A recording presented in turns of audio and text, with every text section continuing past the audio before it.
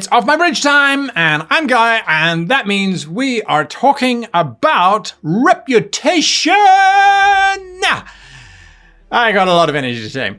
Reputation. This is part two of the two-part series where we are looking at player advancement within Star Trek Adventures 2 because Ryan Auld suggested this as a topic for a show. So thank you very much, Ryan, for suggesting that. And if you have suggestions for new shows, leave it in the comments down below and I will get to it. And if you've made suggestions for new shows, leave it down below again so that I can see it because I'm old and I forget to write things down.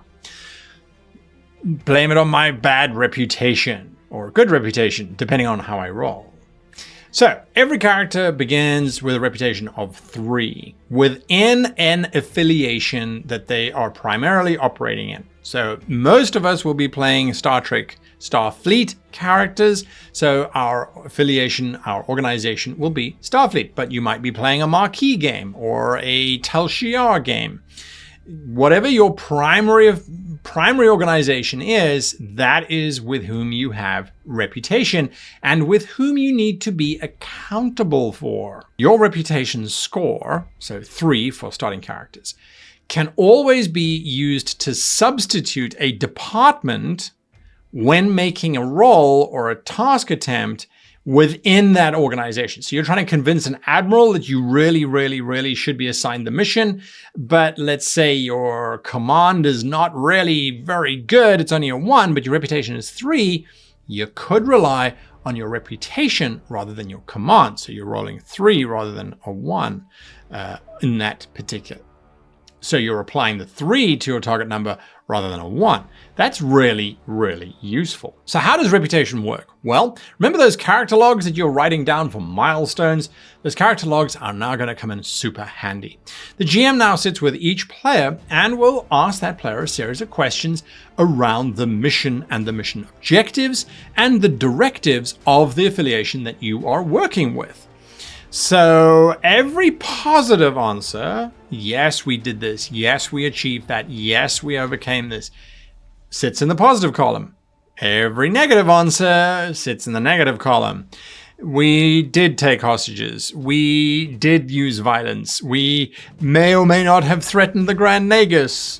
At the end of every adventure, you make a reputation roll. And the way that this works is there's a target number, and that target number is 7 plus your current reputation. So for most characters, that would be a total of 10. 7 plus 3. And as you go up in reputation, it becomes higher and higher and higher. To then determine the difficulty, well, that's the number of negative answers in your negatives column. Not too many negatives. You followed the play by the book. You continued on. You did the right thing. Well, that's good for you. Your difficulty might only be a 1 or maybe 0. How do you determine your dice pool? Well, that's how many positives you had. Did you follow everything to the letter? Did you do absolutely everything within your powers to complete your mission? Yes, yes, yes. Well, you have 3 dice in your die pool. Every positive gets you a dice. You then make your roll. Now, your critical successes is equal to your current reputation. So if your reputation is 3, it means your crit range is 1, 2, or 3.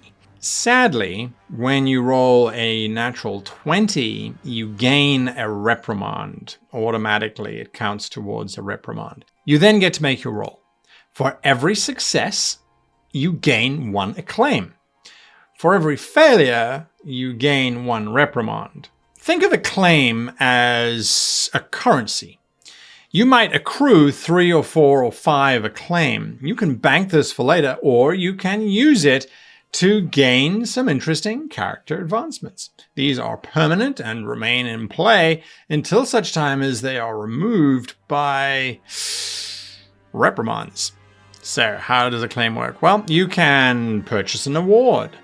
Awards have different acclaim costs, but each award comes along and will grant your character some kind of talent or ability bump or departmental bump. Awards are really cool, and you get to hang them in a case on your wall and you get to show them off to everybody when they come into your room. It's a lovely little moment. You get an award. I now present you with the Purple Heart of Valor.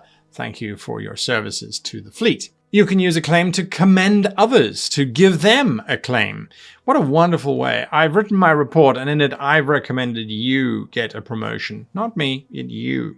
You can get a promotion. You can gain a new rank within the organization. You can gain an ally, increase your reputation with someone within the organization. Well, I was at that awards ceremony for Bob over there, and I happened to meet the Admiral, and we hit it off really well, discovering that we both love playing golf. And so now we play virtual golf once a week in the holodecks together.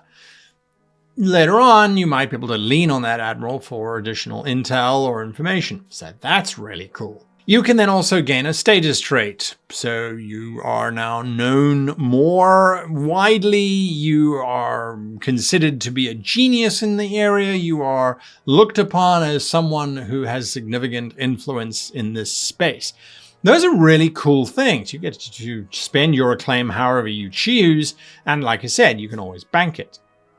Reprimands are the exact opposite. Those just, well, they generally will strip you of any acclaim awards that you have. So you could lose awards. You could get a demotion. You could suffer a court-martial.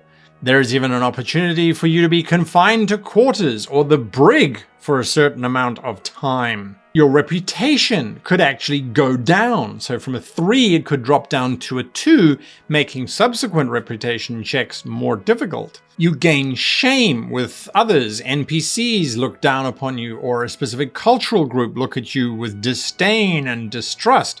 Think of Picard and how Romulans looked to him to save them and then seemed to turn their backs on him when he was unable to save them. You gain a trait of dishonorable or disreputable or dishonest.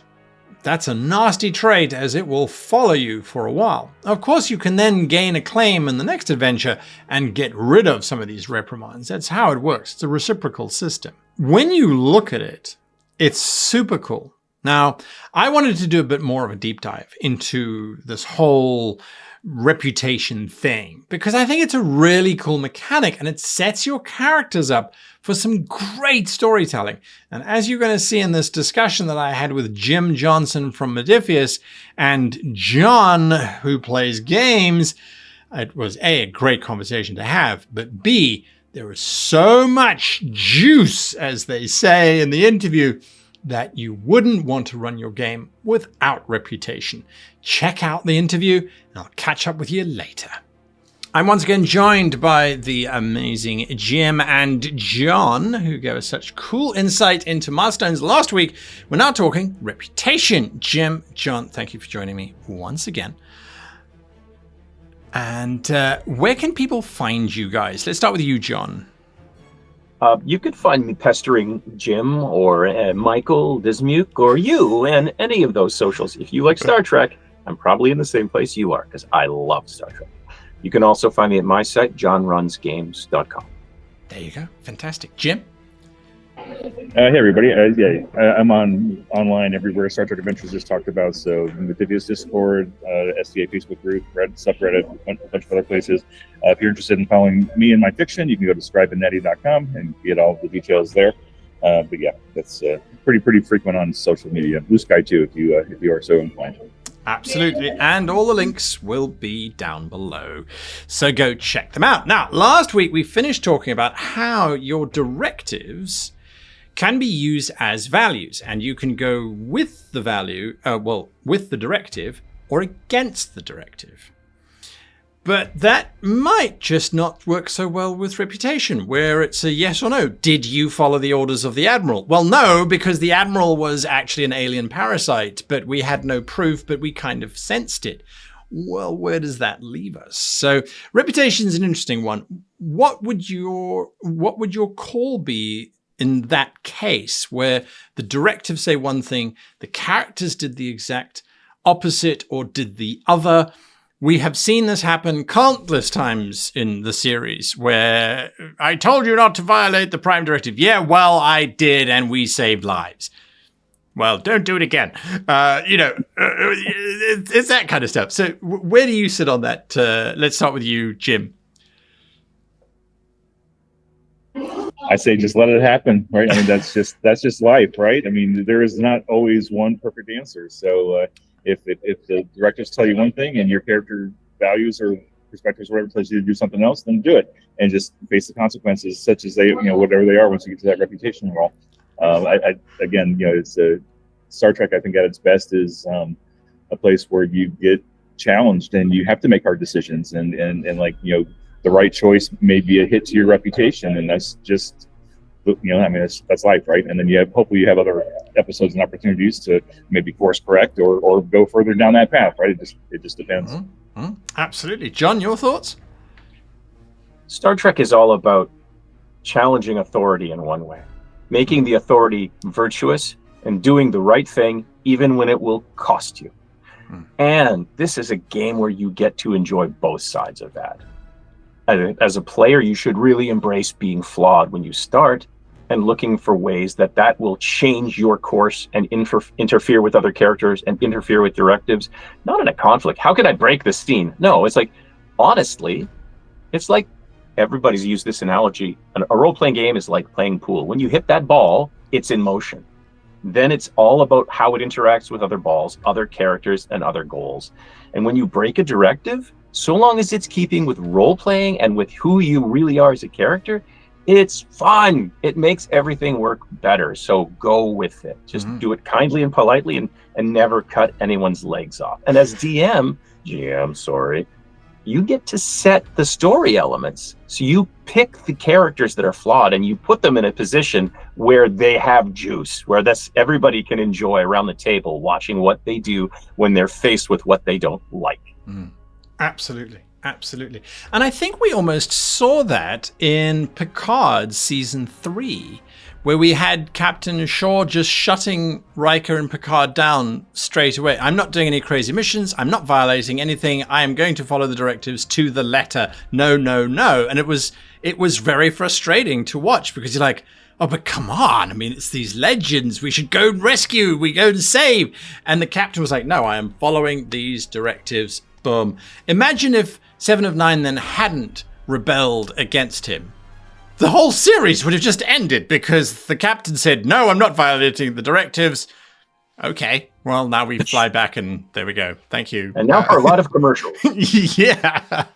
What's really interesting there is, like you said, it's the flawed characters. But sometimes as a GM, it's our job to come up with a flawed directive and a flawed character that the players get to feel a sense of agency putting right. And the actor that played that captain and because of that, everything unraveled and his damaged personality unraveled and his chance for redemption showed up. Exactly right. Couldn't have said it better. That's why I brought you here. Right, so should we track reputation with other organizations or cultures? Because arguably reputation can be used occasionally to replace a department when doing a role that is relevant to the reputational value. So should we be keeping track of, Picard's reputation with the Klingons is really high, but with the Romulans, it's really high, but they really hate it. Is that something is that going too far, do you think, John? No, I think one of the elements of acclaim rewards, which comes out of a reputation role, is favor with someone from another culture. And that can become a valued NPC that helps you in another situation. It's always situational and it's dicey. There's no hard and fast rules. But sometimes you do something that makes you a hero to the Klingon Empire and despised by your own people. That's juice for the story. And then you have to reconcile that when you go back to your own people. So don't be afraid to be messy, so long as it makes sense. Always tie it to your character's real beliefs. Don't play oppositional things because it's shock value. That makes it less fun for you and the team. Stay true to your character and you will find great rewards. Jim, some thoughts? Yeah, I think, I don't know that you should necessarily, but you could. And I think partly it depends on the campaign that you're running. Like if you are in a campaign where you're going to be dealing with the Cardassians and the Orions a lot, then yeah, it probably makes sense to have a couple different reputation scores that you keep track of. it might be worth having a conversation with the group at session 0 to just say how much bookkeeping are you willing to take on. Reputation is not a huge amount of bookkeeping, but it's a little bit. And some players may not be interested in doing a lot more than that. But I think if you show them the value of doing it or the benefits of having that extra reputation, it impacts the story, right? Like if you are very popular with the Cardassians, but the Orions absolutely despise you, then that should have an impact on the story that's being told and what their character choices are and stuff. So I think it's low enough maintenance. I think you could certainly have multiple reputation scores for multiple different cultures, just again based on whatever kind of game you're running and what the players want. Always check in with your players. Yeah. Absolutely. I'm just sitting here thinking, you look at someone like Worf, where his reputation with the Federation is one thing. His reputation with the Klingon Empire is a seesaw of exile, acceptance, honor, exile, and as you say, John, it was just so much juice for us to watch this character swing wildly from one side to the other. It was a Klingon telenovela. It really was. It really was. My father's still alive. No, he's not. Yes, he is. No, he's not. He was betrayed. Yeah, it was wonderful. It was wonderful.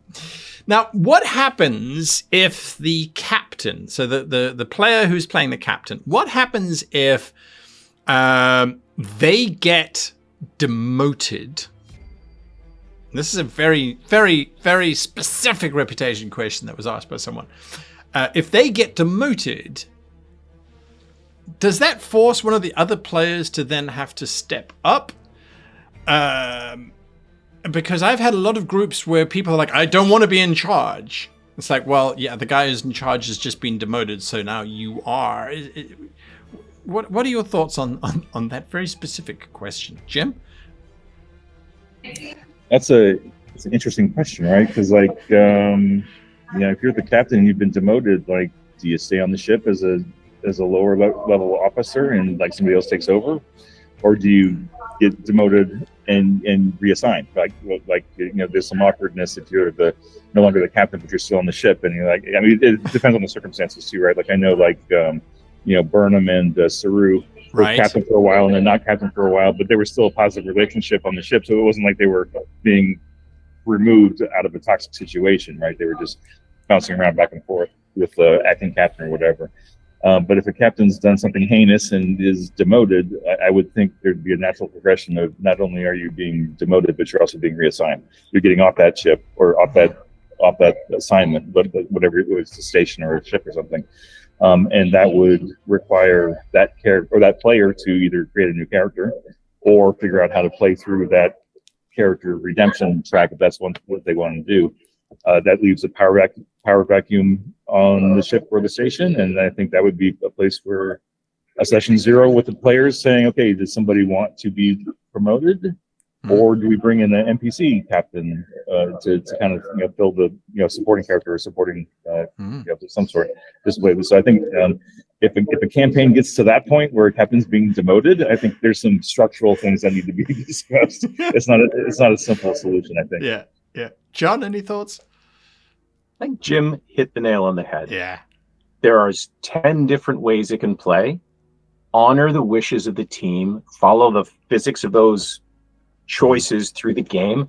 Sometimes as a GM, you don't want to make a choice, but you have to follow the logic that everyone has set out. And really, those are pain points that can lead to great stories. So just stick to your guns and trust your gut. Yeah, absolutely. Absolutely. I can only think of 2 people who've been demoted from positions of power, and that was Burnham going backwards and forwards and up and down, and then Admiral Kirk becoming Captain Kirk again. Which is what he wanted. He was punished to make people cheer in their seats. Yes, exactly. I mean, that was a great punishment, right? That's exactly what he wanted. He's like, it's becoming a captain again. That was not a punishment. Absolutely. For him, anyway. Yeah, absolutely. And, well, then again, you also look at it and you go, well, Riker avoided being promoted to captain for a decade whilst he was under Picard. So there's some interesting cases to look at. Should a GM warn a player or players if they are going to gain a reprimand for their actions? So the GM can see, hey, what you're about to do, if anybody discovers this, it will earn you a reprimand. But you as a group think you're right in doing it. Should a GM warn the players, do you think? John? I think it comes down to every situation. A player's excited by something or the group has a great idea, but those physics steps are always going to count. So you have to say, I love it. This is bold. Of course, if something goes wrong, you're on the hook. It's a reprimand. Your crew will be held liable for following you, or this will happen. You have to give them the options, not to dissuade them or railroad them, but to say, let's marinate in these choices. Let's take a few minutes. The best above table discussions are the ones that get people eager to go back to the table more informed. Absolutely. Jim? Yeah, no, I think it's definitely. I would, as a game master, I would never want to surprise a player with a penalty or a consequence that they're not aware of. And I think having that above table discussion with the group and with the character or with the player, especially players who may not be that familiar with Star Trek and may not understand the underpinnings of the quasi-military nature of Starfleet or depending on Empire or like whatever. It's like, you can make whatever choice you want, but know that those choices might have consequences. One of the potential consequences of this choice is a reprimand or a detention or demotion or something. And it's not it's not presenting it like a threat. Like, if you do that, here's what I'm going to do to you as a game master. I'm a mean game master. It's just like saying, okay, your character makes that choice, which is maybe a natural progression of whatever's been happening in the session. But like, okay, you make that choice, there is going to be consequences. Are you okay with that? And just have that conversation with them. And most of the time they go with it because it's a good character moment. Because there's always consequences to anything we do, and just to present it in a way that, like, I'm not doing this to be a jerk or to penalize you. It's just like, this is a natural progression of the choices that you are making, and we see it all the time on the shows, right? There's always consequences for people make bold decisions, and it's like, oh yeah, okay, that was the right decision at the time, but here's the consequences. Consequences are always interesting meat for the next story. Yeah. One little quick point. This is really important in many elements, not just reprimands. You have characters who are very invested in a course of action. And we've recently introduced the idea of like a secret value that maybe other characters don't know about. It is very important to have that open and maybe just, private communication so that players are not surprised. I recently had a player who was playing a secret value of being an intelligence operative that nobody knew on the table. But he felt frighteningly betrayed when a character referred to him being a spy. There's 10 ways to talk himself out of it. I didn't set him up. I gave him time to think about it. And he was like, this opens possibilities. But if you think the character's locked in, you as the player are going to be feeling betrayed when something bad happens. Always explain and be willing to talk to players. Make sure they know they can come to you. Reprimands or secret values or anything, you have to have their back. They have to know that so they can enjoy playing with the scene. 100% agree. It's also, I think if I always take it back to what did we see in a show? And poor old Tuvok was constantly saying to the captain, this will violate the Prime Directive. This is outside of the, is this the wisest course of action? You shouldn't be going on the away team, all those kinds of things. So there are always these avenues to have these vocalizations of saying, it's your call. Just remember, Starfleet says it's bad to waterboard people. Don't do it, right? I don't think I've ever had that with Star Trek, but you never know. Next question is, should the questions that are being asked during the reputation questioning phase, should they be tempered by witnesses or reported in. So, for example, the character does something in a cave that they shouldn't do, or that goes against Starfleet regulations. If it's never reported, does it still get added in as a negative? What do you think, Jim? I'm trying to think of a specific instance where that's happened. I like, on the one hand, no. I mean, if no one's witnessed it, maybe not. But at the same time, even if no one witnessed it, it still happened, and it still may have had an impact on your psyche, on your character's psyche and perspective, right? I mean, sure, you're in a cave, you can get away with anything you want, but that's your character doing it. Like, they've still done it, right? Even if you don't report it, it still happened. No matter what modern politics might tell us otherwise, right? It still happened. It's still a thing. So I think I would probably lean toward keeping it in, but again, that's probably a conversation that I'd want to have with the players, just to say, look, you're making these reputation rolls. I think anything you do in the session, even if you don't officially report it or informally report it, it's still going to be a factor on that roll. That's just my opinion. Yeah. John, what do you think? I think it comes to the speed of plot and the logic of plot. We have those wonderful little circular devices we put our hands in a court martial. Do you promise to tell the truth? And then it beeps green or red, right? You can come up with the mechanics as a creative GM. That's your job, is to find ways to admit that evidence. And it could be that his own physiology betrays him. It could be that there was no record, but he talks in his sleep and the computer recorded it, because we all know we should be unplugging our Google Homes at night. Whatever the mechanism you come up with for fun, you're not selling out a character. Make sure they know that from day one. Whatever you do in the game is admissible, and we might find a way to admit it, not to make sure you're damned, but to make it the richest soup we can. I think that By the way, makes folks, sense. unplug your Google Homes at night when you sleep. Do you know how many I have around the house? I would take.